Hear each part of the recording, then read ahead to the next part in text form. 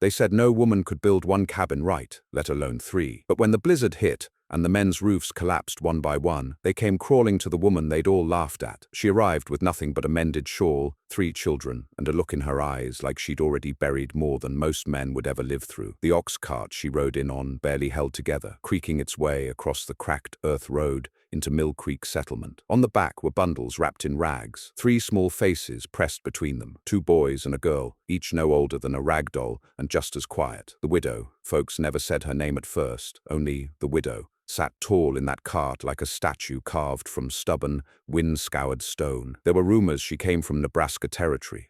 Others said she'd fled Missouri after her husband died in a mining collapse. But no one asked, and she never said. The only thing clear was this: she was alone, she had children to keep warm, and she'd chosen Mill Creek's edge to survive what was coming. Nobody expected her to last the month. Mill Creek was a hard place even in summer. A dozen scattered cabins, a creek that dried to a trickle by mid-August, and a few men who still thought the land could be tamed if they just cut enough trees and stacked enough logs. But the winters came cold through the basin, harder than the wind warned, and longer than hope could measure. So when the widow rode past the row of cabins and turned off the road toward a patch of barren land by the bluffs, far from the rest of the settlement, most just watched from their doorsteps, whispering their judgments through cracked lips. They expected her to build a lean-to, maybe squat in a dugout. Instead, she marked out 3 squares in the dirt. 3, not 1. She spent the first week gathering stone from the creek bed, the second cutting the sparse cottonwoods on her own, hatchet in hand, steady as a sawmill. Her boys helped stack. The girls sorted rocks and packed clay into buckets. They worked quiet, efficient, the way only people who'd had everything taken from them work. By week 3, she'd laid foundations. Not one cabin, not a bunkhouse. 3 small square cabins, side by side, barely a few feet between them, each one with its own door, each one its own purpose. "Foolish," said Zeke Howard, who ran the general store and rarely let a conversation pass without his opinion in it.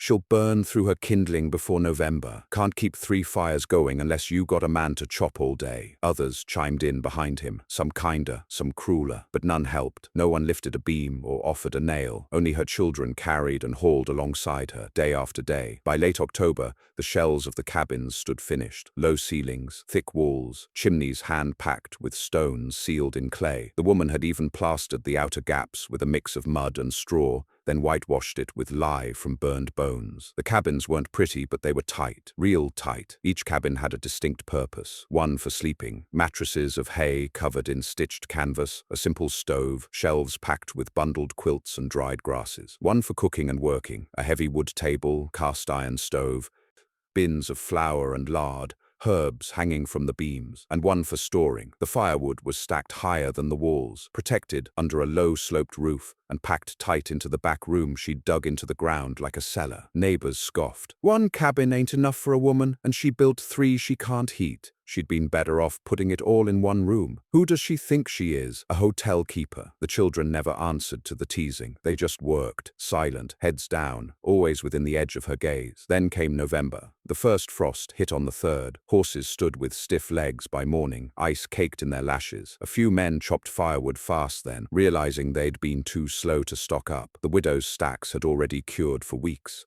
Her boy carried in logs, while the smoke from their stoves curled high before any other chimney smoked. By mid-November, snow hit. At first it was light, just a few inches, but then the blizzard came. Not one of those one-night flurries. This one crept in slow from the north and sat heavy like a hand pressing down from the sky. It buried fences, sealed doors, and made firewood damp even under cover. Roofs bowed under weight. One of the men's outhouses caved in. Chimneys cracked. Doors froze shut. And all that time, the widow's 3 cabins stood untouched. The snow slid off her angled roofs. The wind had little space to press through her plastered seams. The firewood cabins stayed dry. The sleeping cabins stayed warm. Warmer, folks said, than most one-room houses. And the middle cabin, the work cabin, stayed busy. She rotated fires between them, sealed off what didn't need burning. She moved her children between rooms like shepherding them through a fortress. The heat traveled better in smaller spaces, and with each cabin having its own flue and clay-sealed cracks, the fire's warmth didn't leak away into too large a space like it did in the tall cabins the men had built, boasting high ceilings and wide doors. By the second week of storm, the town knew something was wrong. Not with her, with themselves. Mason Griggs' cabin had a roof beam split down the center. Zeke Howard's chimney cracked, and blew smoke back into his parlor. Children came down with coughs, some coughed blood, saws froze, doors warped. The widow's cabins, no visible damage. Her children were seen one morning walking in the snow between cabins with bare faces and warm mittens, pulling bundles of firewood under canvas tarps. Their footprints went out and back. No staggering, no hesitation. By day, 10 of storm, folks started knocking. It was subtle at first. "You got extra pitch for patching?" She'd hand it over, say nothing. Then it was, "My stove won't hold heat. What kind you using?" Or, "What did you pack in the cracks of your chimney?" And then came the bigger ones. "My boy's coughing hard. He can't stay warm no more. We got babies in our arms and the wind's blowing through every floorboard." She listened. She didn't speak much, but her eyes took in the desperation. And on the coldest day, when the storm's eye hovered over the basin and the snow turned to glass in the air, she opened the doors to all 3 cabins. One became a shelter for children, one for firewood and warming hands. The last, her own family slept in, still private, still guarded, but she didn't hoard what she'd built. And in that silence, with her children helping carry stew to men who'd once laughed at her, the entire town knew what had happened. They'd mocked her, they'd called her foolish. But when winter hit, and hit hard, it wasn't their proud log walls that stood the cold. It was the widow's 3 humble cabins, side by side like soldiers. And the reason she'd built 3 wasn't pride, it was survival. The kind of survival only someone who had lived through worse could have predicted. By the time the blizzard loosened its grip, nothing looked the same. Not the land, not the people, and certainly not how they spoke of the widow. The snow stopped on a Wednesday, they thought, though no one was quite sure. Time had become a strange thing.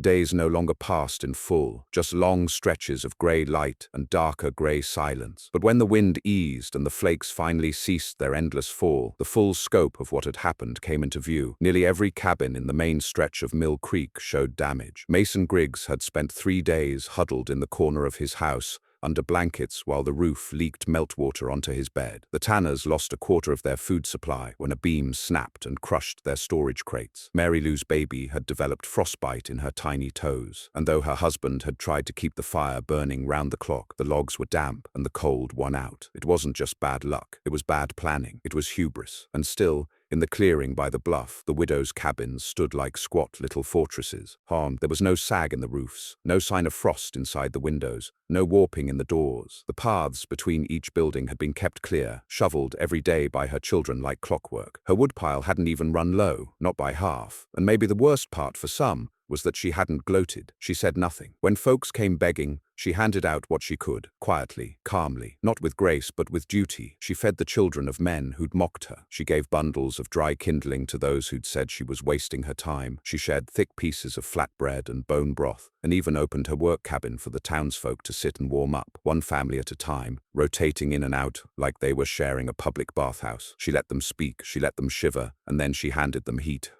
But even as her kindness spread like a fire through a cold town, not everyone warmed to the truth. "She just got lucky," some muttered. "The wind didn't hit her patch as hard." "She probably had help building those things," others insisted. "You see how square the corners are? A woman can't make that on her own." But it was harder and harder to believe that, because soon enough, the boys started talking, not to grown-ups, but to other children, whispered things, stories, about how their ma had drawn the plans for the cabins on the side of a flour sack, about how she'd made them measure every beam 3 times before cutting, how she used clay between the logs because she'd once seen it hold heat longer in another winter, another state long ago. "She built 'em for a reason," the older boy told Mary Lou's son. Boy, his cheeks red with windburn, but his eyes steady. "Not 'cause she wanted to. She said one big room loses heat faster, and she said—" He paused, thinking, "If you lose one, you don't lose them all." That idea, that last part, "if you lose one, you don't lose them all," lingered in the minds of every man in Mill Creek, because it had happened to nearly every one of them. One beam snaps, the whole house chills. One stove cracks, the frost creeps in. One wall leaks smoke, and the fire's no good. They'd built their homes like statements, like declarations of strength. Wide rooms, open ceilings, great hearths, proud houses. The widow built hers like a plan for defeat. Not a single soul doubted anymore that she'd expected failure, expected loss. But unlike them, she hadn't treated it as the end. She built past it. That scared folks more than anything. Still, they came, slowly, some out of gratitude, some out of guilt. By the third week after the storm, the widow's cabins had become a kind of town center. Not formally, no one dared name it that. But when someone needed to warm a baby too fragile for smoke-tainted air, they came to her middle cabin. When someone needed a dry log or just a place to cry where no one would ask questions, they came to the work cabin. And the widow, she kept to her rhythm. Morning, sweep the snow, check each flue, dry the logs, stir the stew, wash the linens. Afternoon, move fire between cabins, inspect the seams, mend socks, boil water. Listen. Evening, sleep in shifts, wake the children, check breath, stoke the embers. Some evenings she'd stand in the narrow stretch between the 3 cabins, hands on her hips, her back straight, and simply stare at the hills beyond the bluff. No expression, no motion, just eyes holding memories only she knew. One night, Mason Griggs came by with a bundle of jerky and a small jug of molasses. "I brought something," he said awkwardly, unsure whether to step forward. The widow opened the door but didn't invite him in. She nodded once, took the bundle, closed the door, that was all. But from that day, no one called her foolish again. The snow stayed well into January. Horses grew lean, cattle wandered. A few men tried to dig out their fences, but found the ground frozen half a foot down. Water froze inside the well at Dyer's farm. Little Nellie broke her wrist, slipping on ice near the schoolhouse. And yet the widow's cabins still smoked steady, still stood solid. One day, during the freeze's worst week, a windstorm came howling over the northern ridge and blasted the settlement with such force it shook the very boards of the houses. Windows shattered in 3 cabins. Smoke blew backward into bedrooms. One family's stove was torn free of its pipe and filled their home with soot. The widow's cabins, nothing. She'd carved the chimney holes low and sturdy, made them short so the wind couldn't yank them loose. She'd packed the roofs at an angle just sharp enough to keep snow from resting too long, but not so steep it created drifts. It was, by then, a thing of quiet awe. And finally, someone said it aloud. Zeke Howard stood up during a Sunday gathering, half frozen, half humbled, and cleared his throat. "I was wrong," he said. "About her." A murmur went through the room. "I said she was a fool. I said 3 cabins were wasteful. I laughed. But this winter," he looked down, "I've been sleeping with my boots on. My daughter nearly lost her hand to the cold. If it weren't for her," he nodded toward the bluff, "my youngest would have died." No one interrupted, not even the preacher. She didn't ask for thanks, didn't ask for praise, didn't even want us near her land, but she let us come, and that makes her stronger than most men I know. It wasn't applause that followed, just silence, the kind of silence that means something has shifted. From that point forward, they began calling her something else, not just the widow. They began calling her the woman by the cabins. It sounds small, maybe, but in Mill Creek, that was a title, a recognition. They didn't offer her land. She'd already claimed it. They didn't offer her work. She'd already done more than most men. They offered her respect, and in a place like Mill Creek, that was more than gold. The thaw came late that year. Even the old-timers admitted it. By the time February should have softened the snowpack, the hills still bore ice like armor. The creek stayed frozen so long that the men took to chopping drinking water with axes. Saplings cracked from the cold. Chickens laid no eggs, and everyone kept glancing toward the widow's cabins like they held some secret of the season. But she never claimed to know anything the others didn't. She just worked with what she'd seen and what she'd survived. It was around then that the questions began to shift. Not just how did she build it, but why? Why 3 cabins? Why not one tight room with all they had? Why choose to split warmth, split labor, split the core of their living? The answers, as they came, weren't spoken. They were observed. You saw it in how she moved. Every action was purpose, never idling. She'd come out of the sleeping cabin in the early gray light, arms full of ash to dump in the corner pit. Her daughter would dart from the storage cabin with 2 armfuls of dried pine needles wrapped in cloth, fire starters, neatly bundled and stacked in clay pots sealed with wax. Her boys handled the heavy lifting, opening the thick wood-planked door to the cooking cabin, where warmth immediately spilled out like breath from a beast's mouth. Each child knew where to go, what to do, and when. There was no wasted heat, no wasted motion, no overlap. And in that precision, in that strange division of domestic life, was a resilience no one else had. The families who had mocked her now waited to see how she moved before they planned their own day. If she hauled extra water from the creek, others followed suit. If she patched the outer seams with fresh lye wash, others fetched buckets. If she poured sand along the walk between cabins, within hours, so did everyone else. She became the settlement's measure of sense. But what haunted some folks most was not how she'd saved herself. It was the suggestion that she'd expected none of them to come help, because that was the truth, plain as the smoke curling from her 3 stovepipes. She hadn't built 3 cabins, hoping for visitors or allies or men to prove her wrong. She'd built 3 cabins, assuming they wouldn't come, and she was right, until they came desperate. One March morning, a windstorm stripped shingles off half a dozen cabins and sent a spark from the Tanner family's stovepipe into their rafters. The fire was fast, merciless. They'd saved the baby and 1 sack of oats, nothing else. They carried that baby, shivering and raw-eyed, across a quarter-mile of packed snow and wind, right to the widow's door. She opened it without a word. Inside, she set them down in the sleeping cabin, pulled off the baby's wrappings, held her ear to its chest, took one look at the mother's cracked lips, and wordlessly ladled broth into a carved wooden bowl. Then she turned, stepped out, and crossed the narrow path into the cooking cabin, returning moments later with a thin paste she smeared on the infant's lips, lard and honey, just enough to trick the body into swallowing again. She didn't ask them to leave. Didn't give a time limit. 3 days later, when the baby's color returned, the mother finally spoke. "I thought you'd tell us no." The widow had been mending a child's wool sock. She looked up and said only, "Then you weren't watching." That was the first time she'd said more than 5 words to any of them. It spread fast. That sentence, "Then you weren't watching." Some took it as pride, others as challenge, but for most, it was shame, because they had been watching through her every struggle, every log lifted, every wall sealed, and still they'd chosen to scoff instead of help. But now, they watched differently. Zeke Howard offered up part of his lumber pile, quietly stacking it outside her storage cabin without knocking. Mary Lou began leaving fresh cream at the door of the work cabin once a week. The preacher's wife sent her own daughters to help the widow's girl with laundry, though the widow never asked. No one waited for thanks. She rarely spoke it, but everyone started giving without expectation. Something had shifted. Even the men noticed that their homes, which had once been sources of pride, now stood in quiet comparison to the widow's efficiency. They'd begun sealing their own walls tighter, splitting rooms into smaller spaces, even building lean-tos over their chimneys to break the wind the way her cabins had done from the start. Some even began talking, half seriously, about building a second stove, a second room, a second shelter, but it was too late for most of them. Their homes were too broad, too drafty, too proud. They'd built for family dinners and barn dances. She'd built for survival, and she'd won.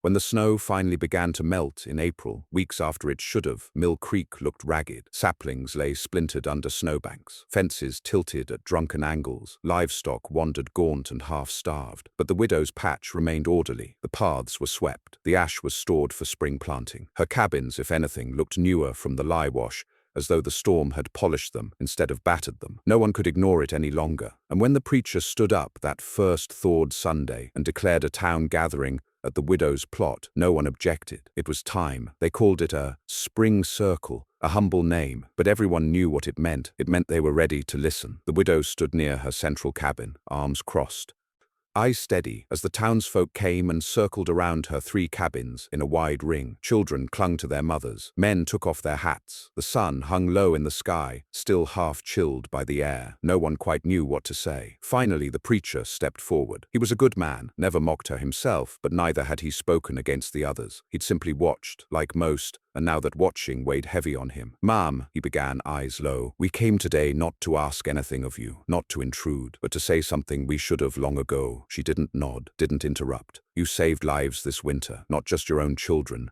not just your kin, but our children, our elders, our weak." A few murmurs of agreement rose. He cleared his throat. "And you did it not with might, but with patience, with knowing, with preparation. You did what none of us did, what none of us thought to do." The wind stirred. Someone's baby cooed. "And we mocked you for it." This time, a louder agreement. He looked her in the eye. "I don't ask forgiveness for all of us. I just hope we've learned." And with that, he stepped back. She studied him, then the others. Her children stood behind her now, tall and silent. Her girl had grown lean and strong. Her sons, arms crossed like her own, waited without fear. She said only this: "You don't need 3 cabins." She turned then, stepping back toward the work cabin, leaving the stunned silence hanging in her wake. But then she stopped. "Not unless you've known what it is to lose too." Spring came on slow feet. The snow melted in fits and starts, revealing a world beneath it that seemed older than before, more tired, more fragile. as if the land itself had held its breath and only now dared to exhale. Ice peeled back from fence rails. Mud swallowed boots whole. Crocuses pushed their stubborn heads through the thawed edges of the bluff, and Mill Creek blinked into the new season with a sort of dazed reverence. But not the widow. She was already moving. By the first full thaw, her children had cleared all the remaining snow from the pathways. The ash pits had been buried, the lye-soaked wash dumped far from the water table, and new straw laid along the sleeping cabin's floor. The work cabin had fresh shelves installed, pine boards still damp from the saw. The storage cabin's foundation had been reinforced with fieldstone, stones hauled and placed with care, as if winter hadn't happened at all, only it had, and now, for the first time, the town wasn't watching her out of skepticism. They were watching to learn. Something had shifted, not just in how they saw her, but in how they saw themselves. The proud cabins they'd once built, tall, single structures with open hearths and wide plank floors, were now being carved into smaller, more heat-efficient shapes. One family tore down a wall to create an interior vestibule, a windlock, they called it, echoing the narrow entry tunnel the widow had fashioned between her sleeping and work cabins. Others dug into their floors, creating shallow trenches filled with sand and heated stones, mimicking what the widow had done beneath her stove to radiate warmth longer overnight. No one said the word directly, but they were copying her, quietly, faithfully. Still, she said nothing, until the storm returned. It wasn't a blizzard this time, but it was cruel just the same. A late April front came barreling down from the north, riding on wind that cracked the treetops and spat sleet like nails. The ground, still soft from thaw, couldn't hold its footing. Cabins sank at the corners, chimneys shifted, and the river rose, fast. The creek overran its banks by morning, sweeping away weeks of hard labor from the settlers. Wagons trapped in the mud, livestock scattered, food stores ruined by flash flooding. One cabin, the Harker place, was nearly pulled off its foundation, its posts wrenched half out of the earth like teeth from a rotten mouth. And that's when the town saw the other thing she had built: drainage, subtle trenches, hand-dug, lined with stone and straw, and sealed at the joints. They wound between her cabins like veins. Every drop of rainwater was carried away. Every path remained dry. Her cabins sat firm, unaffected, because she hadn't just built for warmth. She'd built for weight, for weather, for water. The town stood soaked, shivering in the aftermath, and realized they hadn't copied enough. That night they gathered, not to beg, not to borrow, but to ask. And this time, she answered. The widow stood before them, lantern in hand, her face lit gold and shadow at once. Her daughter stood behind her, arms crossed, chin high. The two boys, older now than they had any right to be, stood silent, solemn, strong. "What do you want to know?" she asked simply. The words opened a dam. "What did you line your roof with? How did you pack the stones so tight? What did you mix your lye with? How did you keep your cabin dry? Why 3 cabins?" She waited, let the questions spill.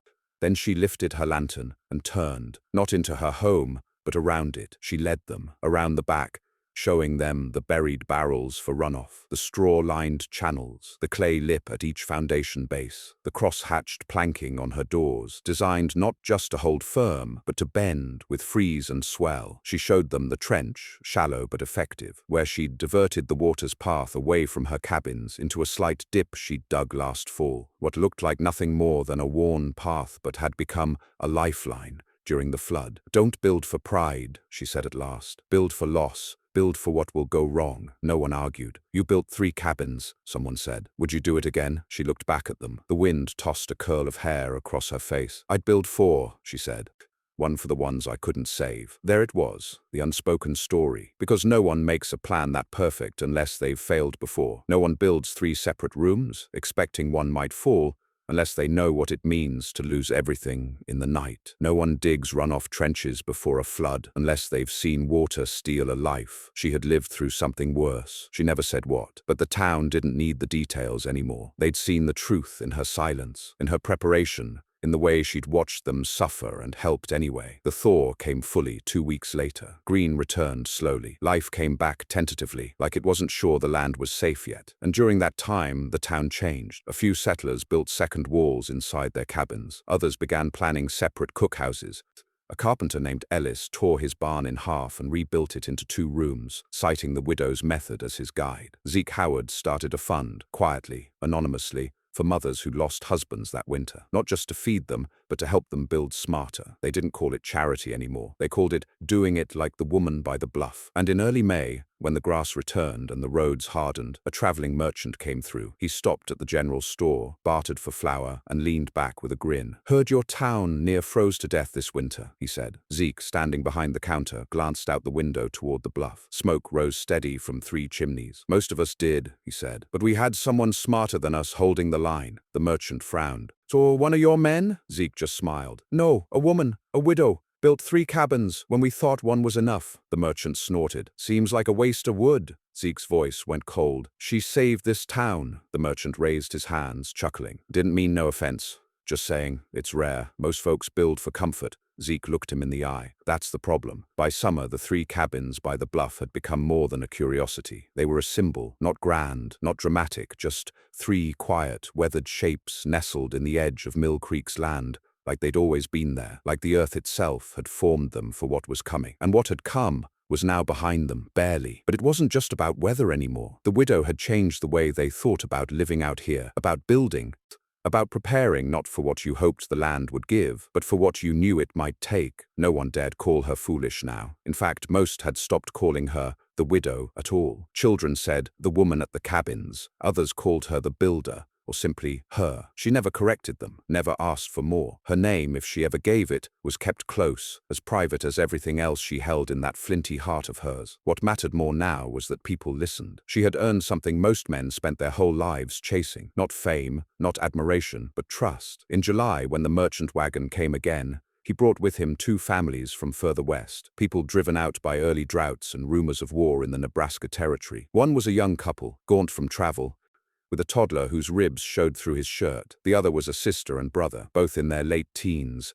each with a sharp look in their eyes and silence on their tongues. No one knew their story, but the town took them in. That wouldn't have happened before, not the way it did now, because the people of Mill Creek had begun to understand that survival didn't start with strength or numbers. It started with design, with planning, with humility, with building 3 cabins when you could have built one. And so when the newcomers arrived, it was Zeke Howard who led them, straight to the bluff, not to ask for help, but to ask how they could build something that would last. They stood there, sweaty and exhausted, listening as the widow walked them through each structure. "This one sleeps warmest," she said of the sleeping cabin. Low ceiling, clay-sealed seams, small stove, thick stone base. You feed it once before sundown, again just before sleep." She turned to the work cabin. "This is where you spend your hours. Table near the stove. Chopping, boiling, stitching. Don't heat where you don't need to." Then the storage cabin. "Keep it dry. Keep it sealed. Don't go in it more than you have to. Heat escapes every time you open a door. Build it half into the earth if you can." The young man asked, "But wouldn't it be easier just to build one big room and keep it warm all the time?" She turned, slowly, and looked him in the eye. "Easy dies first." No one argued. The town helped them build, not out of pity, but out of understanding, out of shared memory. The cabins went up smaller, tighter, and always now in multiples. 3, not 1, always 3.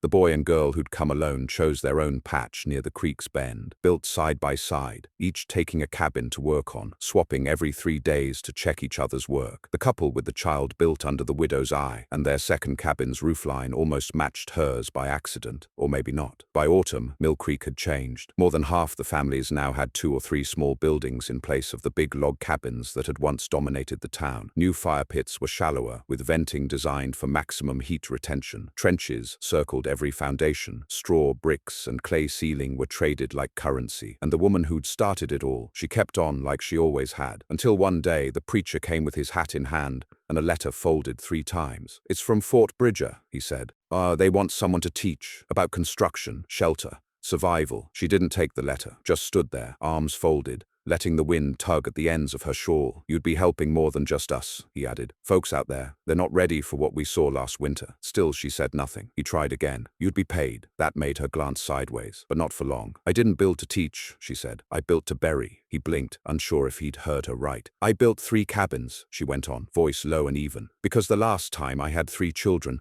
and 1 room. The roof caved in. Fire died. I lost 2. The preacher froze. I built these so if one went cold again, I wouldn't lose everything." He tried to speak, but couldn't. She turned and looked at the 3 structures. Quiet now. Smoke curling gently from only 1 chimney. Her daughter's was the first. The boys, both still asleep inside, teenagers now, strong and tall, had the middle one. The 3rd cabin hadn't been used in weeks. The preacher followed her gaze. "You kept the 3rd empty?" "No," she said without turning. "I kept it ready." The words struck something in him he couldn't name. Then she turned back, eyes hard as flint. I don't teach classes. I build. I survive. He nodded slowly. Then let us keep learning by watching. She nodded once, then stepped back inside her cabin. The door shut with finality, but not coldness, just resolve. That fall, when the leaves turned gold, and the creek shrank back to a whisper, a child, born to one of the newer families, took his first steps between the cabins. The boy giggled, toppling into a patch of swept earth outside the storage cabin. The widow stood on her stoop, watching silently. Her own children came to stand beside her, grown now, nearly adults, shoulders square. The girl, no longer a girl, spoke without looking at her mother. Looks like he'll be ready. The widow's mouth twitched, maybe a smile. Let's make sure the cabins are too. And they turned, side by side, and began to check the seams again. Because winter always comes. But this time, Mill Creek would be ready. Because someone once built 3 cabins when the rest of them thought one was enough. And when winter hit, they all finally understood why.